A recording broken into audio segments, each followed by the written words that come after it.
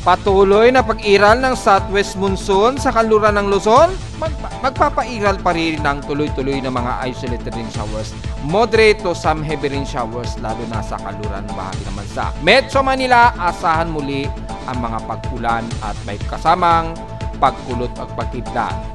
Remnants ni 91W patuloy na kumikilos pahilagan silangan palapit ng Taiwan despite na ito ay nanatiling napakalitang tsansa na maging isang aktibong low pressure area. Panghatak nito sa kanyang southwesterly sa ibaba, nagdudulot ng amplification sa mga pag-ulan dito sa kanluran ng Northern Luzon. Pero ang tunay na pag-iral ng southwest monsoon mas mararamdaman pa sa susunod na linggo. Inaasa na ba natin ang kumpletong pagtatapos ng transition ng ang papunta sa habagat?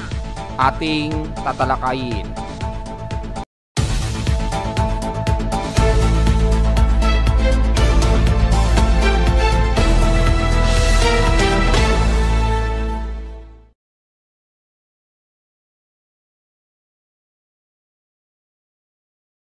Hello, good morning mga folks. Welcome po muli sa ating Daily Weather Bulletin at Analysis para sa unang araw ng linggo ng June 1, 2025. Ang oras sa ating boss may umaga ay 10:50 na ng umaga.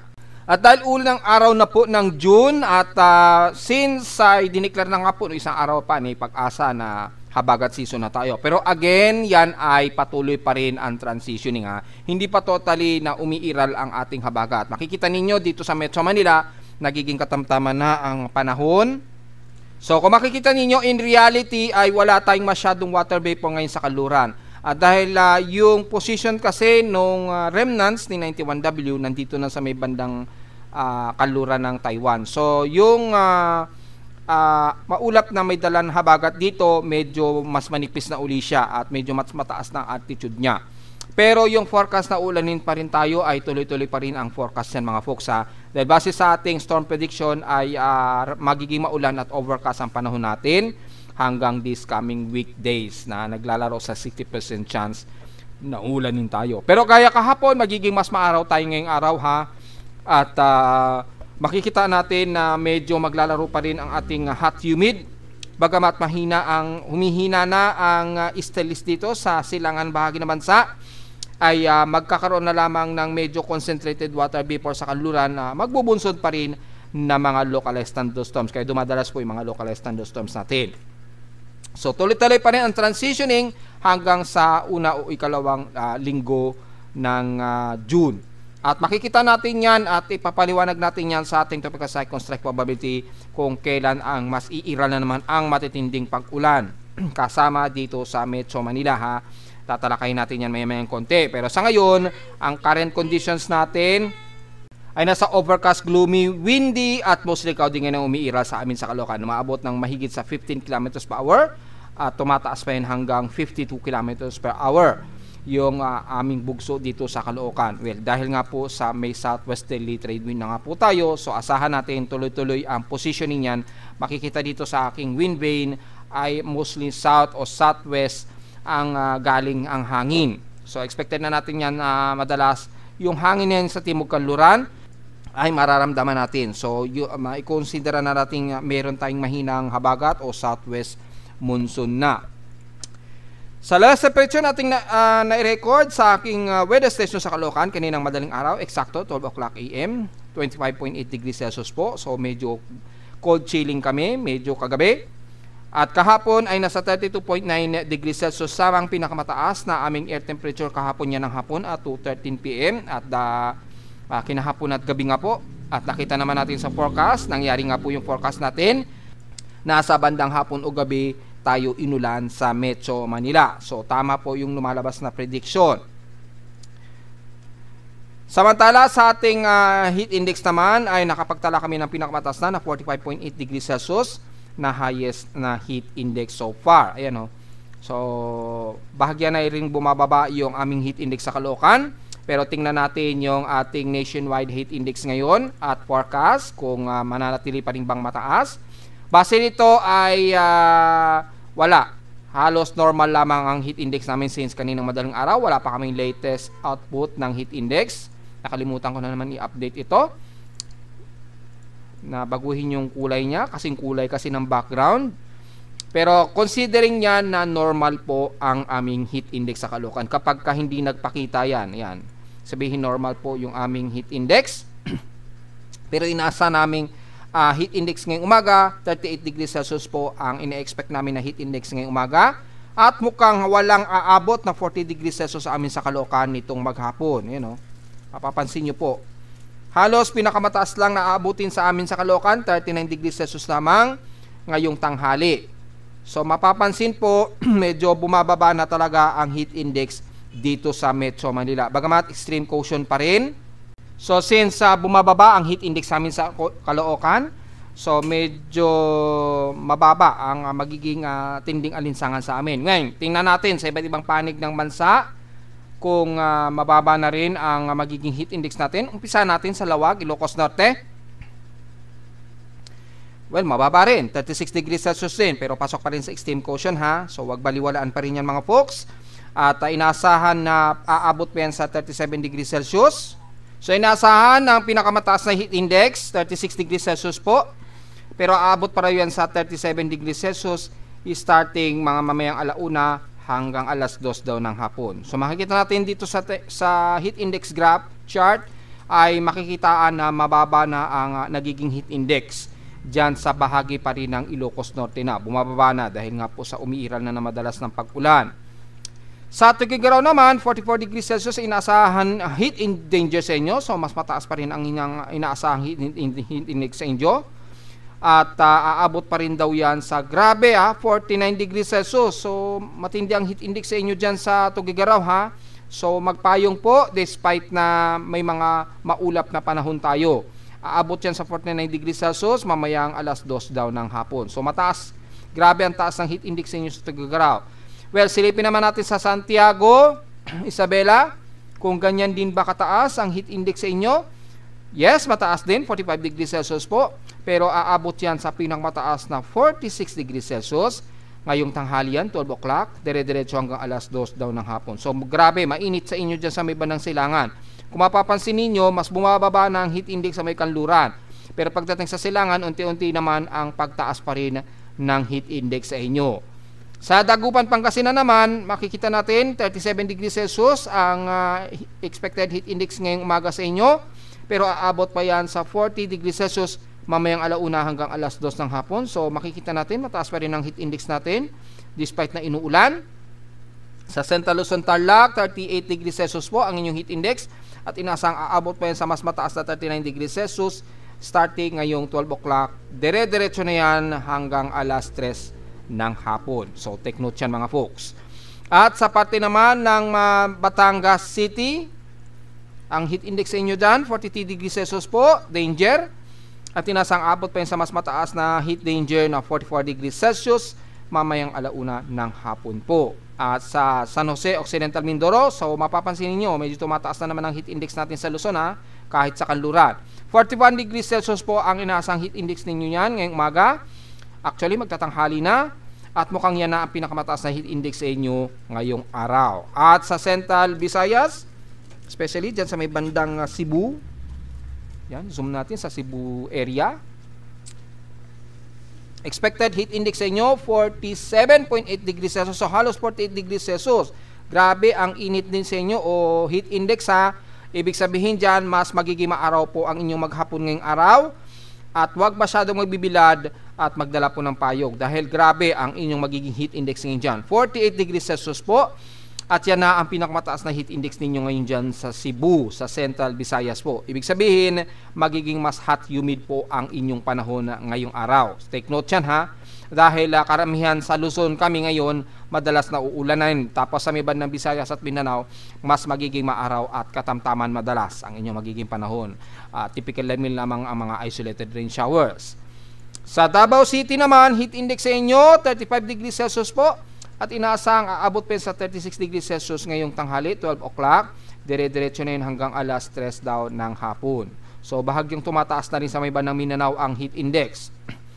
Sa Zamboanga Peninsula naman, nasa ang heat index sa inyo dyan, 40.7 degrees Celsius. So, tumataas na ang heat index sa inyo dyan, ha? Maging sa Zamboanga Peninsula. At inaasang pinakamataas na ninyo yan ngayong umaga o ngayong araw dito dyan sa bandang Zamboanga Peninsula po.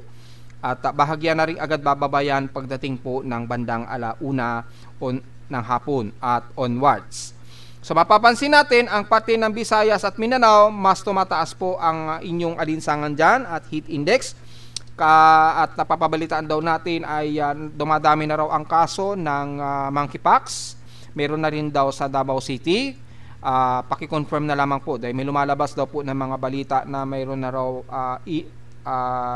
naitala na 2 katao daw na nagkaroon ng mpox dyan sa Davao City. So ingat po dahil magiging mainit po at maaraw ang inyong panahon, kabilang na ang Visayas. So medyo focus lamang sa pagka-quarantine just in case po. At iwasan na lang muna siguro makontak sa mga taong apektado ng monkeypox daw na umiiral. Hindi ko 100% sure kung meron sa Davao City. So paki-correct me if I'm wrong na lamang po. Dahil karamihan sa may bandang Mindanao, meron na raw na itala na monkeypox. So generally, ang buong bansa ay magiging concern lamang sa heat index. Typically, ang katimugan ng bansa, especially sa Visayas at Mindanao. Bahagya lamang na tumataas ang ilan sa bandang silangan ng Northern Luzon at Central Luzon area.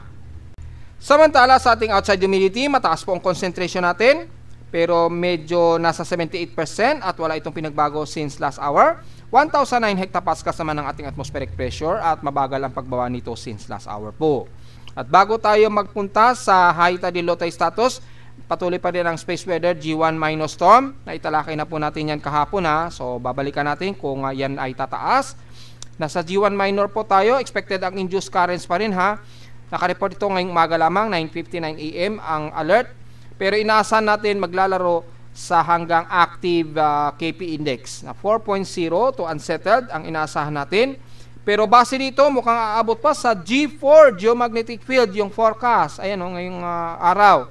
So probably ay posible pang umabot sa G4 to G5 dahil aabot sa 7.67.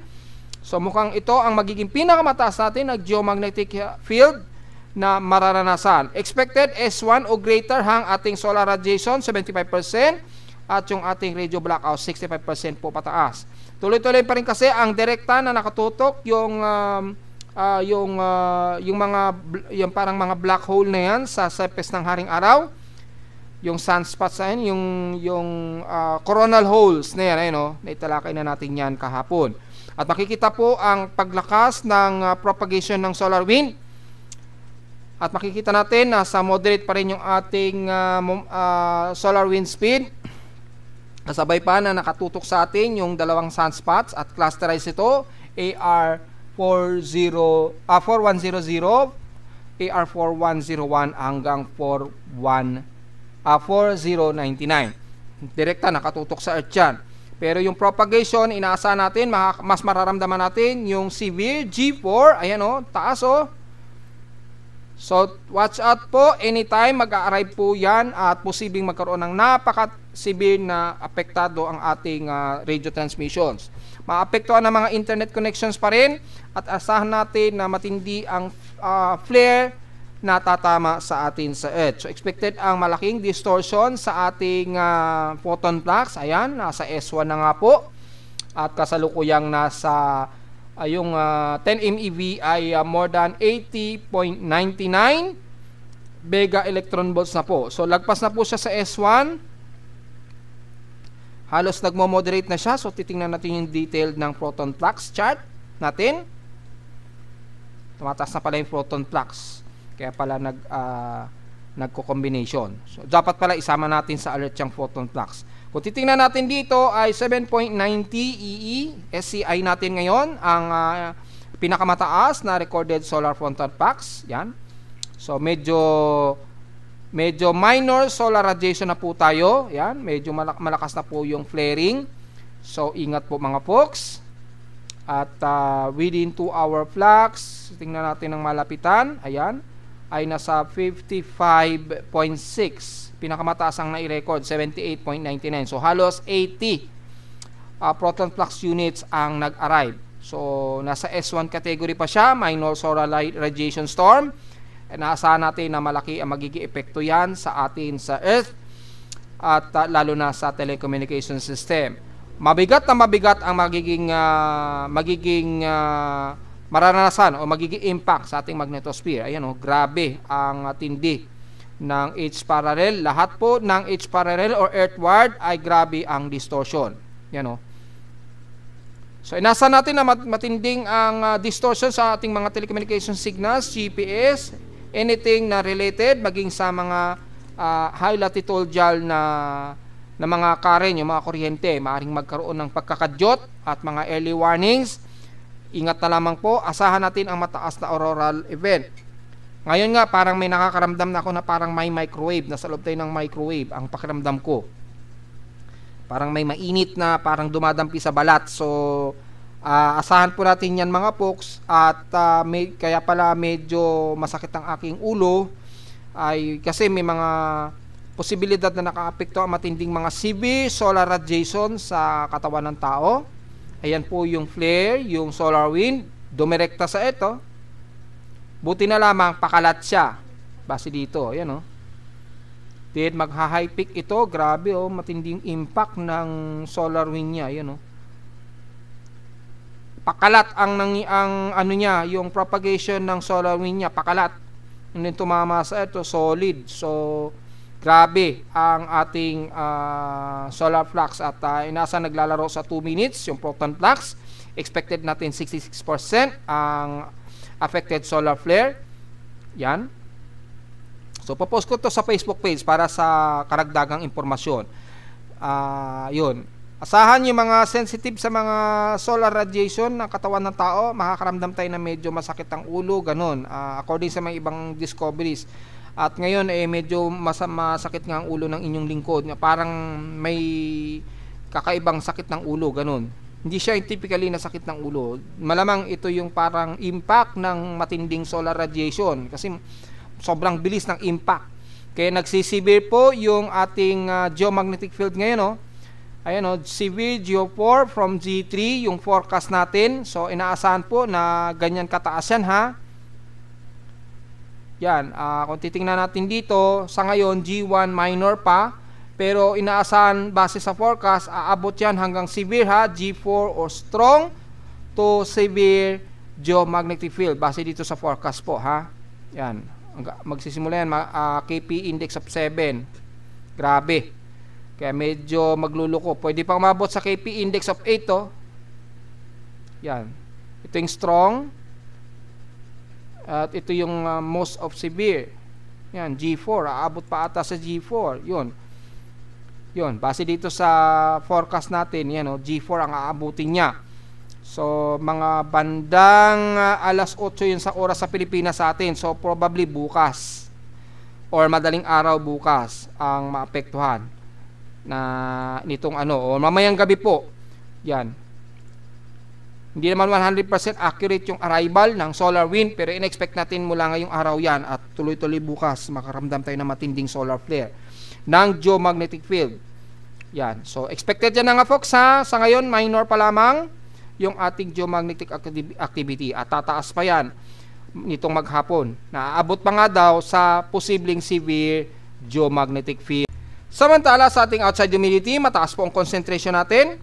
Pero medyo nasa 78% at wala itong pinagbago since last hour. 1,009 hectopascals naman ang ating atmospheric pressure at mabagal ang pagbawa nito since last hour po. At bago tayo magpunta sa high tide low tide status, patuloy pa rin ang space weather G1 minus storm. Naitalakay na po natin yan kahapon So babalikan natin kung yan ay tataas. Nasa G1 minor po tayo. Expected ang induced currents pa rin Nakareport ito ngayong umaga lamang 9:59 AM ang alert. Pero inaasahan natin maglalaro sa hanggang active KP index na 4.0 to unsettled ang inaasahan natin. Pero base dito mukhang aabot pa sa G4 geomagnetic field yung forecast. Ayan ngayong araw. So probably ay posible pang umabot sa G4 to G5 dahil aabot sa 7.67. So mukhang ito ang magiging pinakamataas natin na geomagnetic field na mararanasan. Expected S1 o greater hang ating solar radiation 75%, at yung ating radio blackout 65% po pataas. Tuloy-tuloy pa rin kasi ang direkta na nakatutok yung parang mga black hole na yan sa surface ng haring araw, yung sunspots na yan, yung coronal holes na yan, ayun, no? Naitalakay na natin yan kahapon. At makikita po ang paglakas ng propagation ng solar wind. At makikita natin na sa moderate pa rin yung ating solar wind speed. Kasabay pa na nakatutok sa atin yung dalawang sunspots at clusterize ito, AR4100, AR4101 hanggang 4099. Direkta nakatutok sa Earth yan. Pero yung propagation, inaasahan natin, mas mararamdaman natin yung severe G4. Ayan o, taas o. So, watch out po. Anytime mag-a-arrive po yan at posibleng magkaroon ng napaka-severe na apektado ang ating radio transmissions. Maapektuhan ng mga internet connections pa rin at asahan natin na matindi ang flare na tatama sa atin sa Earth. So, expected ang malaking distortion sa ating photon flux. Ayan, nasa S1 na nga po. At kasalukuyang nasa yung 10 MeV ay more than 80.99 Vega electron volts na po. So, lagpas na po siya sa S1. Halos nagmo-moderate na siya. So, titingnan natin yung detailed ng photon flux chart natin. Tumataas na pala yung photon flux. Kaya pala nagko-combination. So, dapat pala isama natin sa alert yung photon flux. Kung titingnan natin dito ay 7.90 EE. SCI natin ngayon ang pinakamataas na recorded solar photon flux. Yan. So, medyo minor solar radiation na po tayo. Yan. Medyo malakas na po yung flaring. So, ingat po mga folks. At within 2-hour flux, tingnan natin ng malapitan. Ayan. Ay nasa 55.6. Pinakamataas ang nai-record, 78.99. So, halos 80 proton flux units ang nag-arrive. So, nasa S1 category pa siya, minor solar radiation storm. Naasahan natin na malaki ang magiging epekto yan sa atin sa Earth at lalo na sa telecommunication system.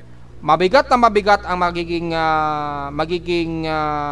mararanasan o magiging impact sa ating magnetosphere. Ayan o, grabe ang tindi ng H parallel. Lahat po ng H parallel or earthward ay grabe ang distortion. Yan o. So, inasa natin na matinding ang distortion sa ating mga telecommunication signals, GPS, anything na related, maging sa mga high latitudinal na mga current, yung mga kuryente, maaaring magkaroon ng pagkakadyot at mga early warnings. Ingat na lamang po, asahan natin ang mataas na auroral event. Ngayon nga, parang may nakakaramdam na ako na parang may microwave, nasa loob tayo ng microwave, ang pakiramdam ko. Parang may mainit na, parang dumadampi sa balat. So, asahan po natin yan mga folks. At kaya pala medyo masakit ang aking ulo, ay kasi may mga posibilidad na nakaapekto ang matinding mga severe solar radiation sa katawan ng tao. Ayan po yung flare, yung solar wind, dumirekta sa ito. Buti na lamang pakalat siya. Base dito, ayan o. Then magha-high peak ito, grabe o, matinding impact ng solar wind niya, ayan o. Pakalat ang ano niya, yung propagation ng solar wind niya, pakalat. And then tumama sa ito, solid. So, grabe ang ating solar flux at inasa naglalaro sa 2 minutes yung proton flux. Expected natin 66% ang affected solar flare. Yan. So, papost ko to sa Facebook page para sa karagdagang impormasyon. Yun. Asahan yung mga sensitive sa mga solar radiation ng katawan ng tao, makakaramdam tayo na medyo masakit ang ulo, ganun. According sa mga ibang discoveries. At ngayon medyo masakit nga ang ulo ng inyong lingkod. Parang may kakaibang sakit ng ulo, ganun. Hindi siya yung typically na sakit ng ulo. Malamang ito yung parang impact ng matinding solar radiation kasi sobrang bilis ng impact. Kaya nagsisevere po yung ating geomagnetic field ngayon, no? Ayan, no? Severe Geo4 from G3 yung forecast natin. So, inaasahan po na ganyan kataas yan, ha? Yan, kung titingnan natin dito, sa ngayon, G1 minor pa. Pero inaasahan base sa forecast, aabot yan hanggang severe G4 or strong to severe geomagnetic field. Base dito sa forecast po Yan. Magsisimula yan, KP index of 7. Grabe. Kaya medyo magluluko. Pwede pang mabot sa KP index of 8 Yan. Ito yung strong. At ito yung most of severe. Yan, G4. Aabot pa ata sa G4. Yun, base dito sa forecast natin, G4 ang aabutin niya.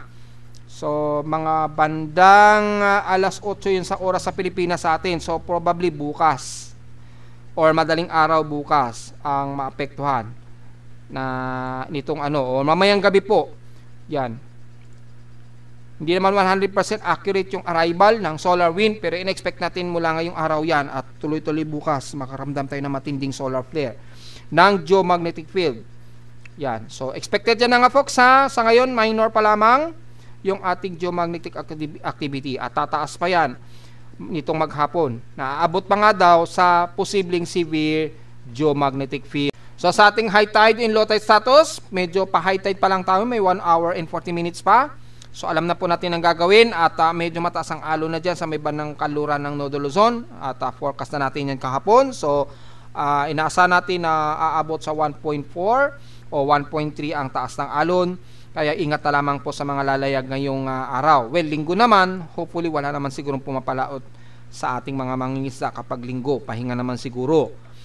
At sa ating almanak ay sumikat ang haring araw kaninang 5:25 AM at inasang lulubog po ito mamayang 6:22 PM at ang ating 28% illuminated waxing crescent. So kaka-moonrise pa lamang to na may 13 elevation, vertical elevation ng ating buwan.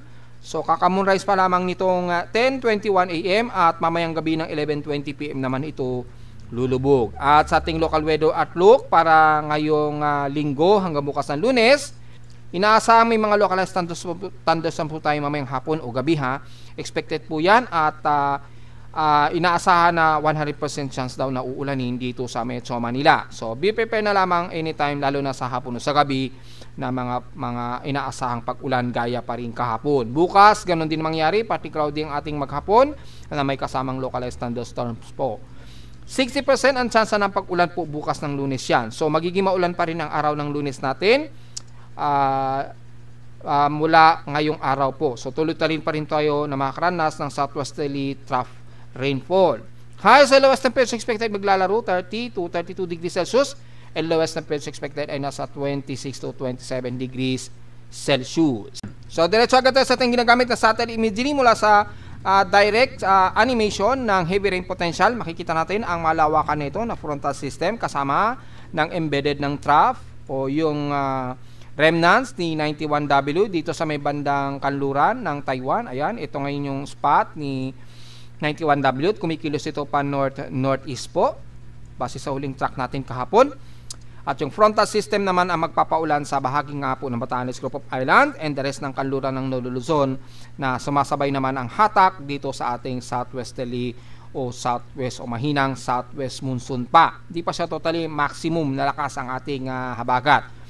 Nataon lamang na amplify dahil nga po sa nitong remnants ni 91W. So, asahan po mga pag-ulan sa may bandang kaluran pa rin naman sa kasama na maaari ang Metro Manila pa rin. Nakataas ang forecast. Buong Ilocos region, pababa niya ng Pangasinan, Zambales at Mimaropa area. Sa Silangan naman, despite na partly cloudy to mostly cloudy pa rin at mga inaasahan pa rin localized thunderstorms, especially sa hapon o sa gabi, magiging mas katamtaman naman kayo dyan hanggang dyan sa may bahagi nga po ng Camarines Norte. Pero overcast and very gloomy tayo sa may bandang Quezon Province, pababa ng Camarines Norte and the rest ng bandang Southern Luzon sa may bandang Bicol region. Bagamat hindi naman nakikitaan ng mga heavy rain potential ang buong Kabikulan, pero expected ang mga mahihina at katamtamang pag-ulan maghapon.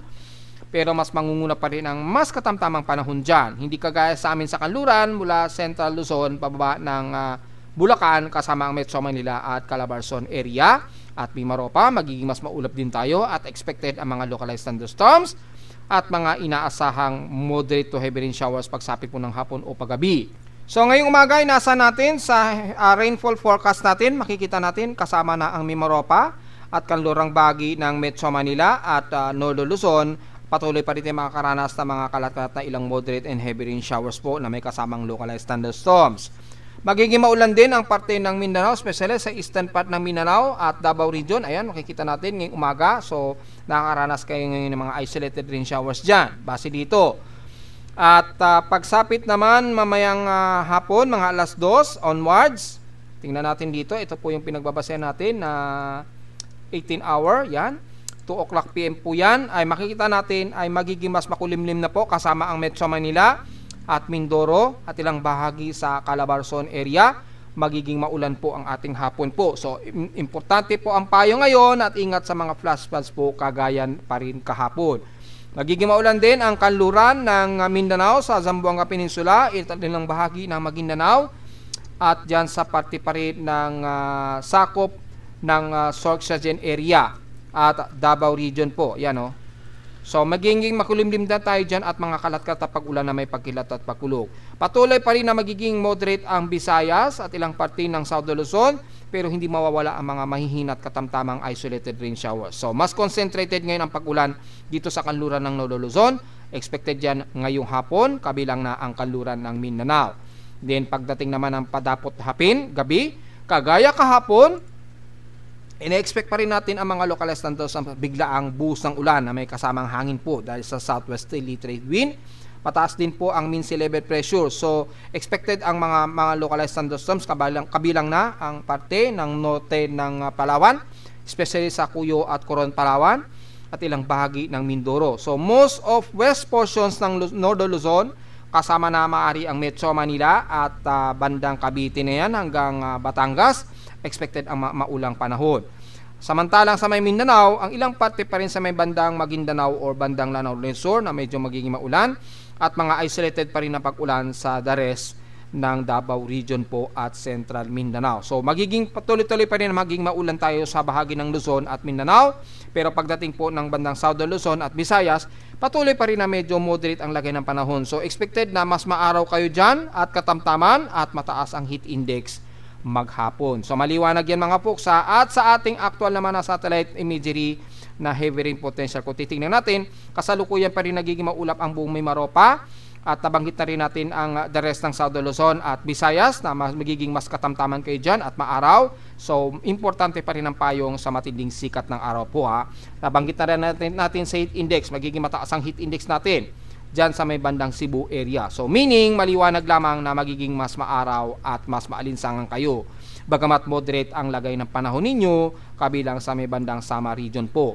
At pagdating sa may Mindanao, asahan pa rin ng mga isolated rain showers sa bahagi ng Davao region mula Davao Occidental at Oriental, southern part ng Davao region, sa Davao del Sur at Davao del Norte po. Bagamat medyo katamtaman muna ang umiira sa northern part ng Mindanao, kabilang na ang Misamis Oriental hanggang Agusan del Norte at Surigao, pero nakataas ang forecast dyan anytime sa hapon na magiging isolated rain showers. Kabilang na ang Lanao del Sur, binanggit na nga po natin, magiging mas maulan po ang parte nito ng kanluran ng Mindanao mamayang hapon at gabi po. So importante po ang magdala ng payong lalo na sa mga kababayan natin na magsisimba po ngayong araw po ha. So yun lamang po ang ating analysis at may mga cluster po na heavy rain cluster dito. Expected ang magiging maulan sa Davao region at ingat po sa mga inaasahang flash floods po dahil binabaha-baha na rin daw ang ilang bahagi sa Davao region po. So ingat po mga kababayan natin. Ayan o, may mga cluster po ng heavy rain potential dyan. Yan. So mukhang nabubuo na naman ang embedded ng intertropical convergence zone. So baka namang this week po mag-re-accumulate na naman sa ngayon ang tropical wave dito sa may bandang south of Palau at magkakaroon na naman ng re-embedding ng intertropical convergence zone. Malamang this week po magre-re-embed na naman yan. So expected ang mga maulan sa parte ng Mindanao this coming week. So tingnan po natin sa forecast sa mga susunod na araw. So generally maunan po ang Luzon at Mindanao at mostly mas katamtaman ang ilang bahagi ng Southern Luzon, especially Bicol region at Visayas area. So nanatili pa rin na more than 100 hour na po na binabantay natin itong C91W bagamat nasa high probability of tropical active low pressure area kung hindi man siya maging tropical cyclone. Yan. Kasi yung kanyang 1 minute average nasa 37 km per hour, yung kanyang maximum sustained wind at bugsong maabot na 46.3 km per hour. Low pressure area na siya, 1,003 hectopascals at kumikilos ito pa northeastward, ayan, sa bilis na 26 km an hour. So mabilis na siya dahil sumasama na ngayon siya sa daloy ng frontal system na binabanggit natin ng ilang beses sa ating mga report. Ayun, no? Ito po yung frontal system at yung remnants ni 91W at sumasama na siya sa frontal system dito habang nakikipag-tug of war dito sa medyo mainit na hangin sa silangang bahagi. Yan, sa eastern ng Pacific. Yan, yung mainit na yan, nagsasalubong dyan kaya nagkakaroon pa rin ng tuloy-tuloy na frontal system at bibilis na ngayon ng takbo nitong C91W. At base sa ating monitoring track na ating bagong in-implement, ayan, nakikita natin ngayon ang galaw talaga ng anumang tropical cyclones. Ayan, no? So makikita natin ang kilos niya ay east-northeastward ang nagiging kilos ni 91W. Yan. So malayo naman siya at nasa labas ng ating Philippine Area of Responsibility at nandito na yan sa may bandang kanluran ng Tainan, Taiwan. So hindi na masyado ramdam yung pinaka-outer remnant niya bagamat makakapaghatak pa rin ito sa ating southwesterly wind flow na nagbubunsod po ng southwest monsoon dito sa kanlurang bahagi ng Northern Luzon. Nahahatak kasi pa rin ito dahil medyo may mga convective circulation pa rin dito sa malapit sa sentro ni 91W. Well, kung titingnan natin na mas malapitan sa kanyang Himawari floater RGB image, makikita po medyo may mga low convection pa siya o may mga convectivity pa siyang nagagawa. Kaya yung hangin dito sa katimungan niya nahahatak pa rin at sumasama dito sa frontal system. Eh syempre habang sumasama yan, tumataas naman ang water vapor at resulta ng malawakang ulan dito nga po sa binanggit natin sa kanluran ng bansa. So makikita po yan, ayun, no? Mas maulan pa rin ang parte niyan. So, i-dark mode natin, yan. So makikita po ang malawakan na yan na kaulapan at tuloy-tuloy yan maghapon. But since hindi na magiging significant na magiging aktibong low pressure area ito, pero nagkakaroon lamang siya ng mababang atmospheric at wind speed. Lumalakas pa rin ang bugso ng hangin kaya until now ay under monitoring pa rin siya. Hindi kagaya ng dalawang binabatay na low pressure area sa iba't ibang dako ng bansa ng mundo ay magiging inalis na ng aking tropical cyclone sector ang listahan. Itong yung isang low pressure area, ayan, tinanggal na nga po. Wala na pong namamata ang bagyo sa may bandang Atlantic. Bukod tanging si 91W na lamang ang binabantayan na mas aktibong low pressure area o aktibo sa aking tropical cyclone sector pero hindi siya aktibong low pressure area. Paglilinaw lamang yan mga folks, ha. Yan. So natiling stationary lamang yung kanyang convectivity o yung kanyang intensity. Yan. Hindi naman masyado maapektuhan sa bansa kundi dyan lamang sa may bandang Hong Kong at Taiwan lamang na mas maapektuhan. Yun. At wala naman sa ating tropical cyclone assessment monitoring para sa significant development ni 91W or kung meron mang susunod sa kanya. Mamaya magpa-post tayo ng forecast ng tropical cyclone forecast prediction for the month of June kung ilang posibleng bagyo ang mabuo ngayong month ng June, ha. So ititingnan natin yung latest update. Wala pang nagfi-feedback mula sa iba't ibang mga tropical cyclone monitoring agencies sa iba't ibang panig ng mundo. So abangan natin yung data feed niyan mga folks.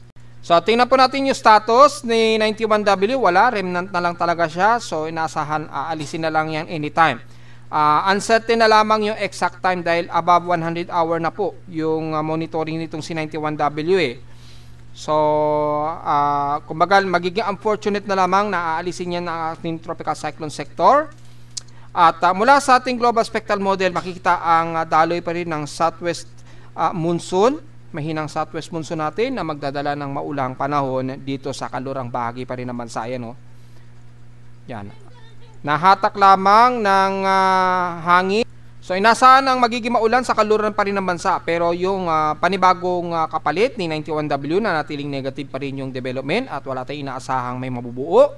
Mag-isa mean sea level pressure negative pa rin po yung may posibilidad na may mabuo hanggang June 6 po yan base dito sa latest forecast natin ng global spectral model. So negative po, pero kung titingnan natin yung tropical cyclone strike probability, magiging kalmado po at walang masyadong maapektuhan sa bansa hanggang sa susunod na 2 araw o 3 araw.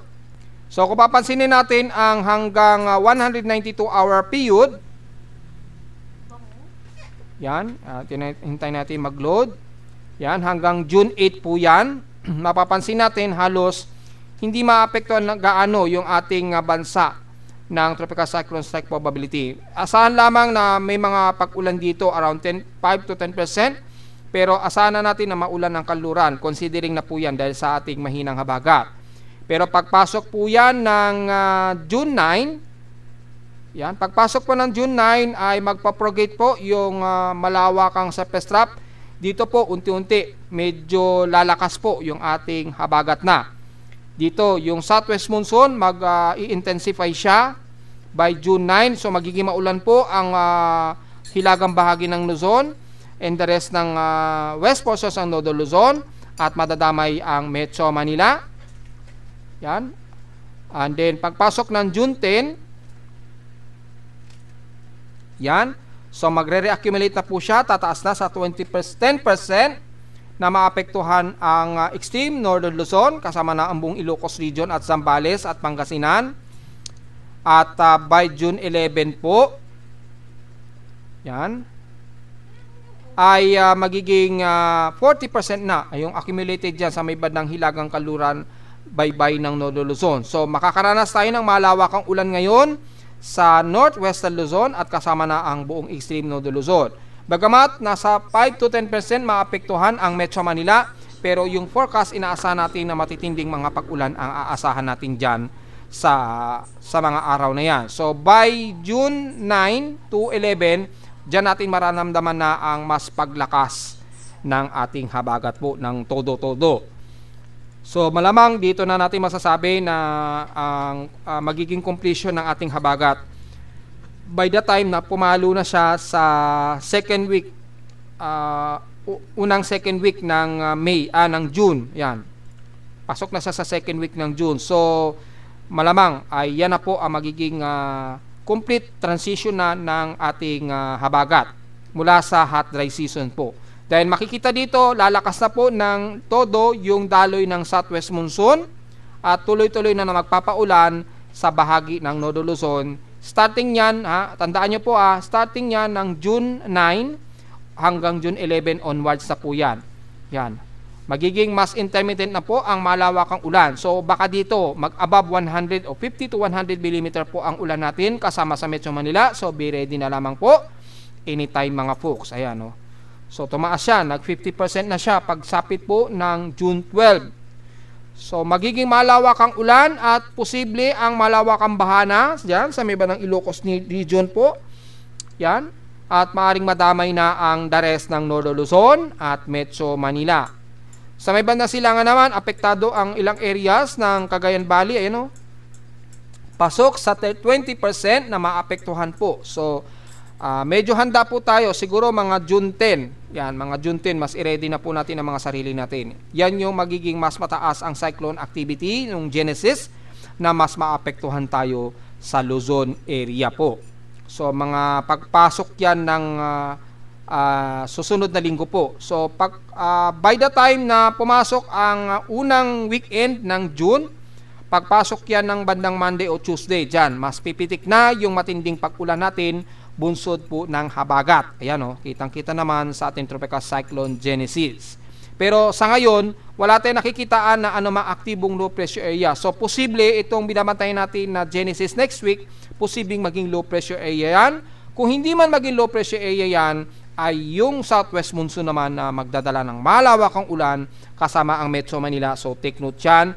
Between yan, para mas safety, between yan ng June 10 onwards. Yan, June 10 hanggang June 12 po yan. Ayan, yan yung magiging mas malakas po o magiging pag-ulan natin sa Luzon area, lalo na sa kanluran ng Nodo Luzon. At sa mga computer models naman, makikita natin yung mga maulap at maulang panahon sa kanluran pa rin ng Nodo Luzon. Yan. Extended yan hanggang June 8 po yung forecast ni GFS. Kay ECMWF naman ay maulan din ang parte ng Nodo Luzon. Extended yan hanggang June 5 o June 4 to June 5 po, 2025 po. Yan, So malawakang ulan na at magiging intermittent po ang pamumuo ng tropical wave maging sa silangan ng Mindanao. So magiging mas maulan pa rin po tayo dyan sa darating na mga araw na yan, So, be ready na naman po, mukhang magiging intermittent na po ang pag-ulan. At kay NAPGEM naman, makikita dito, mas aggressive po yung intermittent rain showers sa bahagi ng kanluran ng Nolo Luzon.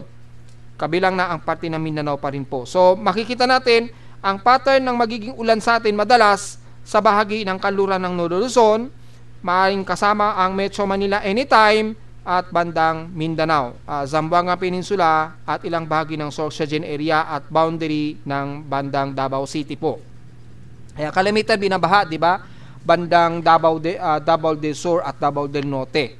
Binabaha dyan kapag ganitong mga madalas ng intermittent rain showers po. So, be ready po mga folks ha. So, mukhang magiging maulan po ang unang linggo natin ng June ha. Be ready na lamang, importante po ang payong at be ready sa mga madalas na magiging pagbaha dahil nga po sa mga intermittent rain showers. So magbigay tayo ng report for the month of May. Yan yung magiging huling record natin for the month of May. Makikita po natin dito yung huling record ay mapapansin po natin naging pinakamataas ang average ng temperatura. Pero kung mapapansin niyo po sa ating high average and average, mas magiging maalinsangan talaga ang month of April and May. Yan o. Hindi naglalaro yung dalawang yan, yung dalawang month na yan. April and May po ang madalas talaga pinakamataas natin na average na temperatura po. And then pagdating naman sa heat index, mapapansin po natin, wag niyo po isama yung June. Disregard niyo muna yung June kasi nag-recoil lamang yan, matatanggal yan bukas automatic.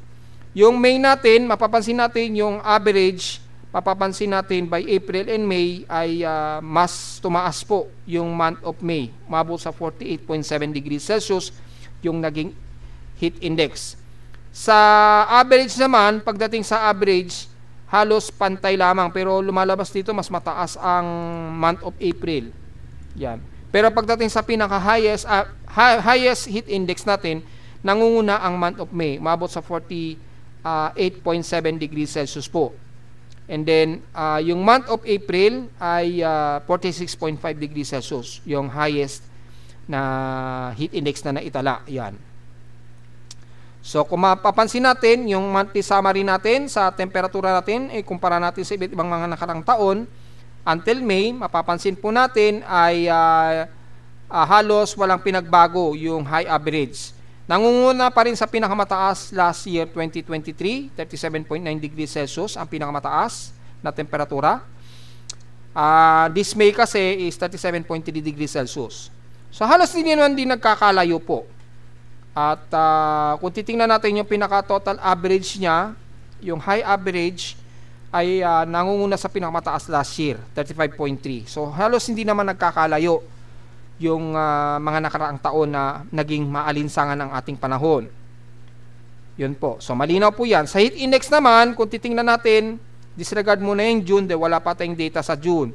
Pero kung titingnan natin dito is yung month of May, halos walang pinagkaiba sa pinakamataas na averages na temperatura ng heat index.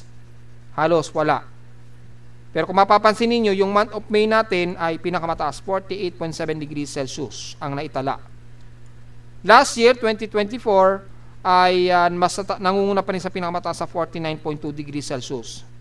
Yan, yung pinaka-monthly computed heat index summary namin yan sa Caloocan. Yan, mapapansin natin. Ang halos walang pinagkaiba, pero kung sisilipin natin yung heat averages, ay mapapansin natin, hindi nagkakalayo. Pero mas mataas pa rin yung nai-record last year. Ayun, 33.7 degrees Celsius. Yan. So, mapapansin po natin, ay halos hindi naman nagkakalayo. Mga ilang point lamang ang naging differences niya. Yun, maging sa pinaka-low niya. So, yun lang ang pinaka-latest natin na maging data natin for monthly summary. Pagdating naman sa rainfall, last May, ay mababa siya kumpara last year. 233.4 mm ang total rainfall. Last month ay 206.4 mm lamang. Pero at least nag-above average siya. Tumaas siya. Mas tumaas siya kumpara noong mga nakaraang average last sa mga nakaraang taon. Kung papansin natin sa high average ay tumaas ang month of May sa 247.8 mm at yung high average na 180.3. So at least nalagpasan siya kahit papaano. Hindi natin in-expect yan na umabot pa sa above average yung total rainfall ng month of May. Akala ko hindi na siya uulan mula kahapon. So malinaw yan mga folks ha. At pagdating naman sa wind direction natin, mapapansin natin medyo napaaga rin ang pagbabago ng hangin natin since last year. Yan. Pero usually talaga pag month of May ay umaano na talaga. Pumapasok talaga agad ang southwest monsoon natin.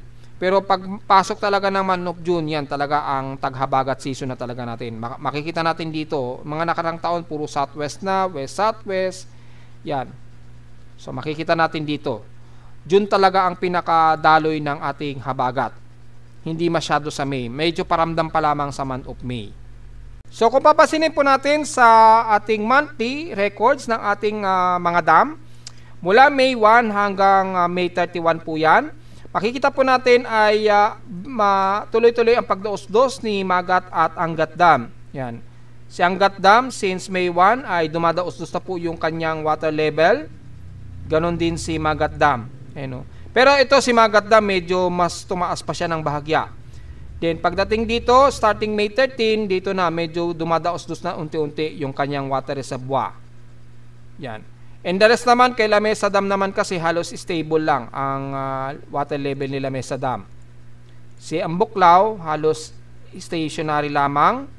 Yan. Ang talagang dumuos-dos lamang ay si Magat Dam at Angat Dam po. So, yun po ang pinakahuling record natin for monthly climatological report natin. Ipopost namin yan sa Facebook page para sa ating climatological report ng ating mga klima noong nakaraang buwan po para mas kumpleto ang detalye natin. So at least natapos po ang naging tag-araw natin o hot dry season na hindi tayo nagkaroon ng aberya o pagkukulang sa ating mga water reserve. So medyo kinocongratulate na rin natin yung ating hydrological center ni Pag-asa. Medyo na-control at na-sustain naman natin yung ating mga water reserve hanggang sa natapos po ang tag-araw natin. So, medyo very good po ang naging performance. Samantala sa ulat din Dol, well, since pasok na po ang month of May, ayan, so hindi pa nare-refresh yung ating month of May at yung pagpasok po ng June, hindi pa nare-refresh. Pero meron po tayong record niyan, i-record na natin yung total earthquake natin. Yan, for the month of May, ang total na naitala na earthquake natin is 1,052. 1,003 naman ang recorded na magnitude 2.0 pataas, 46 naman sa magnitude 4.0 pataas, at 3 sa ating magnitude 5.0 pataas. Yan po yung ating total earthquake report for the month of May. Ipopost po natin yan sa ating Facebook page. So lumalabas, pinakakonti po ang naitalang malalakas sa pagyanig last month kumpara sa mga nagdaang mga buwan po. Naging pinakakonti siya for the month of May. Hopefully ay tuloy-tuloy na mababa ang ating recorded strong earthquake sa bansa, pero wag nating i-rule out yan dahil anytime baka bigla tayong magkaroon ng mas malalakas sa pagyanig ngayong buwan. Mula sa ating seismometer sa Caloocan, since kaninang madaling araw wala tayong naitala na malakas na pagyanig, kundi seismic noise lamang dulot ng mga localized thunderstorms.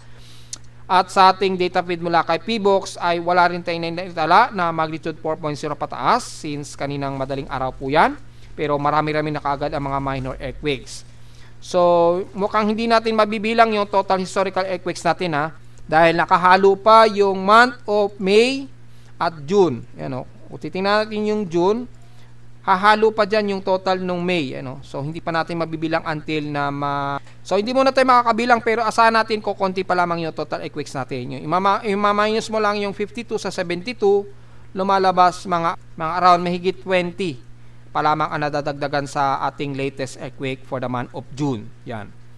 So yun lamang at wala pa tayo masyadong may re-report dahil konti pa lamang yung data feed mula sa data feed ni PBOX. Hindi pa nila nare-refresh automatic yung kanilang data for the month of May at June.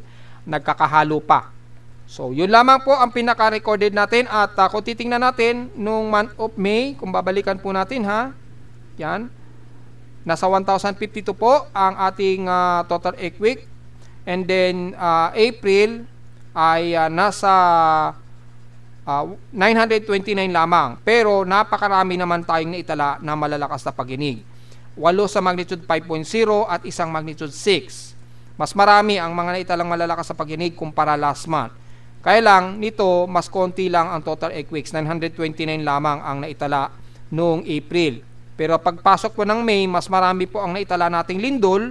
Kaya lang, mas konti naman ang naitala natin na mas malalakas na mga lindol. Tatatlo lamang ang ating magnitude 5.0. So, yun lamang ang pinaka-report natin for monthly earthquake report natin for the month of May 2025. At narito naman natin 3-day to the weather forecast para sa unang araw ng June 2025.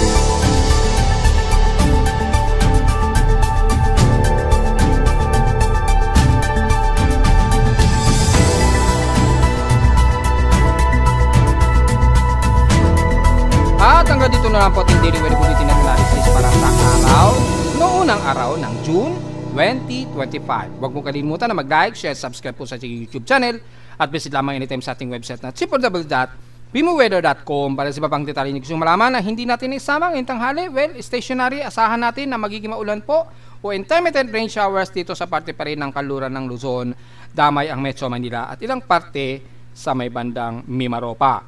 At visit lamang sa ating website sa gusto malaman ang pinaka-dynamic events mula sa reading ng aking aparato sa Caloocan at sa data feeds mula sa iba't ibang weather agencies. Maraming salamat po mga folks at magandang araw po, magandang tanghali na po sa ating lahat.